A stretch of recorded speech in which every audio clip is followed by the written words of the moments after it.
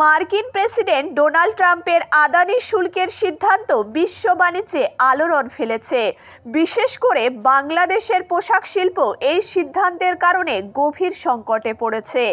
বাংলাদেশ প্রচুর পরিমাণে আমেরিকায় কাপড় রপ্তানি করে, কিন্তু এখন আমেরিকা যে শুল্ক আরোপের সিদ্ধান্ত নিয়েছে তা অর্থনৈতিক দৃষ্টিকোণ থেকে বাংলাদেশের জন্য বড় ধাক্কা।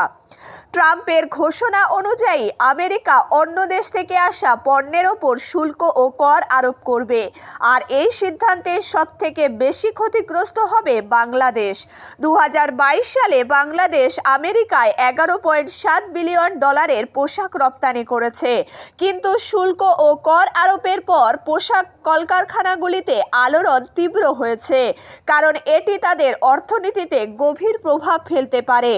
ট্রাম্পের নতুন কর নীতি বাংলাদেশের কারখানাগুলিও বন্ধ হয়ে যেতে পারে। অন্যদিকে এটি ভারতের জন্য একটি বড় সুযোগ হতে পারে। বাণিজ্যের দিক থেকে আমেরিকায় আরও দৃঢ়ভাবে ভারতের জাঁকিয়ে বসার।